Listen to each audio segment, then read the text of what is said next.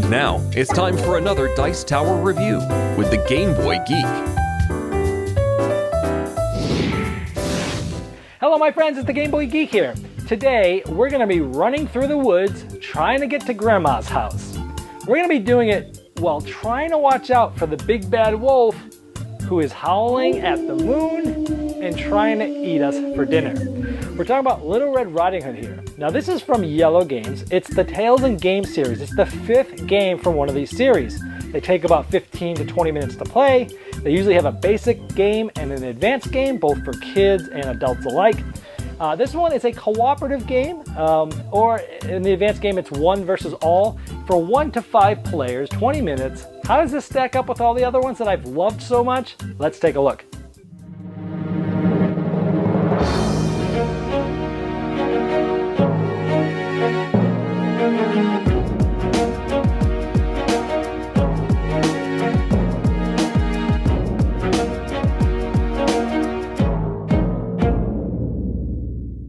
Like all the games in the Tales and Series games, it comes with the actual story that you can read to your kids of the actual book. And then of course it comes with the rules, the board, and all the components. There's 2 modes of play here, basic and advanced, and the advanced just adds some rules onto the basic. So what happens is Little Red Riding Hood will start here, the wolf will start here. Red Riding Hood is trying to go all the way around the forest to here, and the wolf has a shorter path. One of these question mark random things is a cottage, the other 3 are blank. The Red Riding Hood is trying to get to the cottage before the wolf does. Now this is purely co-op in the basic game. Nobody plays the wolf. So what's going to happen is they are going to flip over, whoever turn it is, the first card, and this has a 3. These markers just say how many cards there are. This is the first, second, third, fourth card, and so on and so forth. There's counters up to 10. Now, if there's a flower, you take one of these randomly, don't look at it, and you put it on here for 1 for however many flowers there. And then the person has to decide whether they want to continue to gather, which is continue to go forward, pushing their luck, or do they want to stop and just take what's there. If we decide to keep gathering, if the number on the card is less than the number here, which in this case it is, we bust. And in this case, this we don't get to look at it, it goes into the basket. These will then essentially get thrown out. A new card will come out. We'll put a flower. And the wolf gets to move 1 spot. Now here we are again. Let's go for it. Okay, good. If this number is this number or greater, so a 2 or greater, we can continue to go. And look, we got this. Well, let's press our luck one more time. 8. Ooh, this is cool. This is the Little Red Riding Hood card. What this allows us to do is flip these over. And for every one of these, we get to move that amount. So cool, we got to go 1, 2. She's hiding behind the bush there. Now, roughly twice as many of these are flowers. The other ones are just pebbles. If that was a pebble, you don't move. It's a flower, you do move. So now the next one, we have to say, do we think the next card is going to be a 4 or greater? Let's stop. If we decide to stop, normally these would be flipped over. The only reason why we get to see them is because this Red Riding Hood card came out. But in this case, they're already flipped over, and we get to go however many flowers there are. In this case, 2 more. So Red Riding Hood goes up 2. The wolf gets to move 1. He moves 1 every time either you stop gathering or you bust, the wolf will move 1. So we cleared everything in this picnic basket face down. We start a new one. Ooh, the owl. When you see the owl, you can take the bottom card and show it to everybody, and then put it back down on the bottom. So we know the last card's a 4. So now it's this next person's turn, and they think, are we going to have a 2 or higher? Sure, let's do it. Okay, it's a 4. We're good. We'll take one of these. We'll put it here. It's the next player's turn. Now we're all cooperative, but every time a card comes out, it's the next player's turn. Yeah, let's go for it.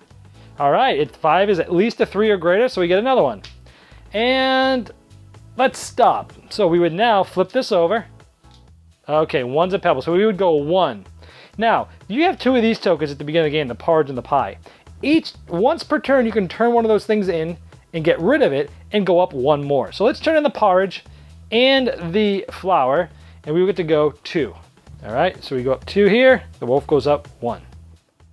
Now there's a player aid here that shows you how many of each cards there are. There's 1 zeros, there's 2 3s, there's 2 4s, 2 5s, 1 6, 1 7, 1 8. So you can see how many they are, and you can start to deduce a little bit which cards might be left. So once more, we'll go for 2. Oh, good, we get 2 flowers. Okay, it's the next player's turn. They decide to keep going. Oh, and we bust, so we don't get to look at these. This goes here, these flip, so these go out of the game, and the wolf moves 1. Boom. Now, you would continue this. That deck would be pretty much empty after that first one. You would shuffle the discard pile and make another one. The game ends is if the wolf, any one of us, either the wolf or Red Riding Hood, hits one of these, it'll turn over. Ooh, that's the cottage. If the wolf, whoever gets to the cottage first wins. If the wolf had gotten there, the wolf wins. If Red Riding Hood had gotten there, she would have won. All the rest of these are blank on the backside. They look like this. Now that's the basic game. Let's talk about the advanced game. First of all, the 7 owl comes out of the game and gets replaced with a 7 trap. Now when this is played, the wolf moves back 1 spot. The Red Riding Hood card gets taken out of the deck and it's face up, and once per game you can decide when to use this card. It does the same thing as before by flipping over all of the gathering icons and moving that amount. Each player is now going to get a special ability card. If there's only 2 players, each person will take 2. And finally, the wolf. 1 player is going to play as the wolf. He's going to take all these cards, and everyone else is going to be playing against him. So now when it's your turn, and you're not on the wolf, you're on the other people's teams, you have 4 decisions to make. You could gather, which is push your luck and go for more cards, just like before.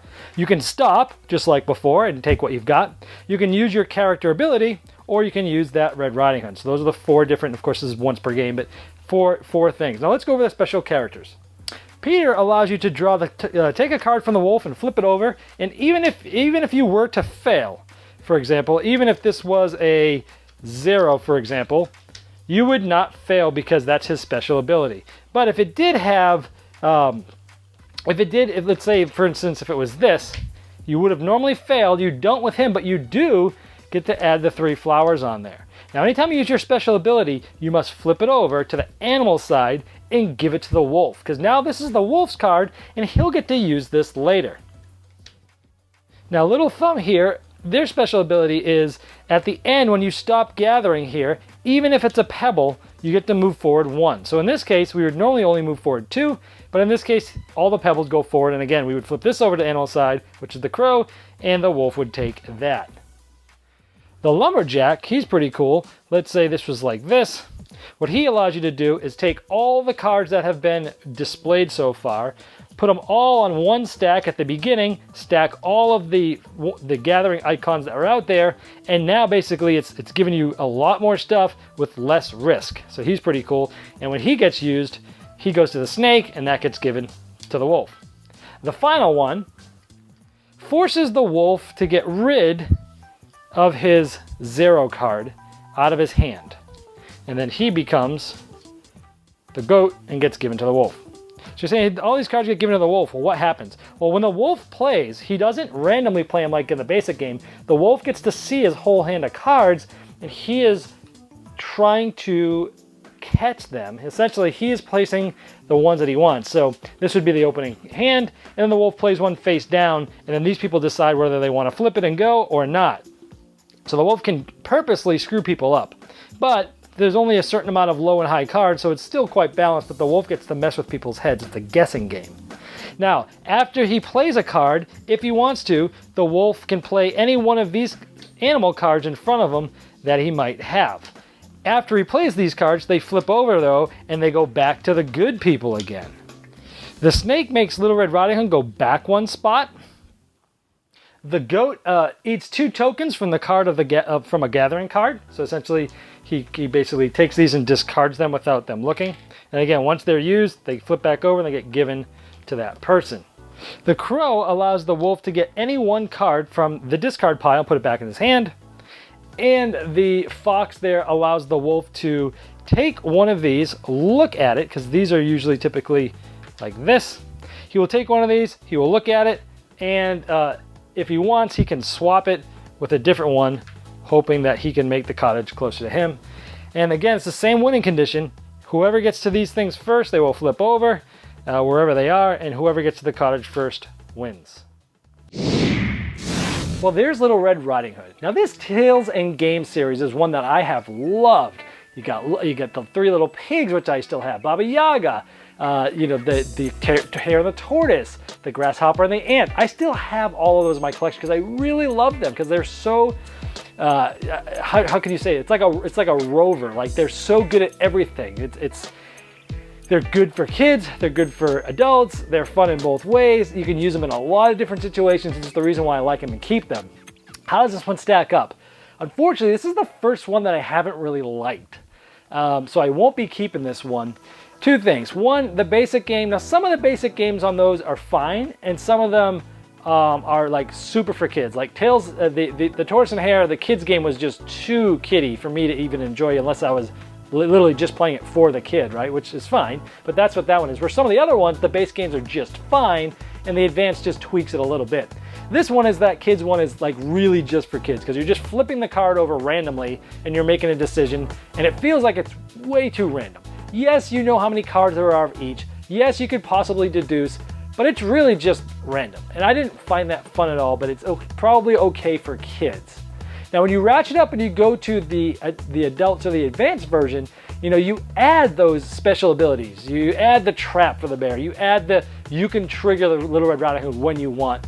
And it adds a lot more depth than what was there with the kids game. The problem I had with the game is it still felt like it didn't really just hit me. I felt like this game was really all about the bluffing, guessing, setting up head game of what the wolf's doing, because he gets to select all his cards. He gets to select which gathering tokens go on there, and what is he doing? Is he setting you up for a trap? Is he going to let you buy now but going to hammer you out later? And you're weighing these things, and it's really a head game and a guessing game. And for me, that's the similar feeling I got with the Ant and the Grasshopper, the last game of the series, which was all about guessing, all about head faking, all about getting in somebody's head, and it did a great job of that, and I love that game. This one has a similar feel to that, but it doesn't do it nearly as well. So yes, there's different things here, like a little bit of deduction with the cards, which I typically love deduction, so this sounds like something I would love. It's just it still felt kind of a random-ish. And then when the wolf was playing, just, I don't know, you're guessing kind of with a little bit of information, but it wasn't nearly as fun as the last one, which was really all about guessing. So I don't know. This was the only one that I didn't like, but I loved all the other ones. You can tell from this overview if it's for you. It's not one that I'll be keeping. That's Little Red Riding Hood. Thanks so much for watching the Dice Tower videos. Find more great videos and reviews as well as our top-rated audio podcast at Dicetower.com. You can also find other great shows at Dicetowernetwork.com. I'm Eric Summerer, and you've been watching The Dice Tower. The Dice Tower is sponsored by Cool Stuff Inc., where you can find great games for great prices. Cool stuff in stock. Check them out at CoolStuffInc.com.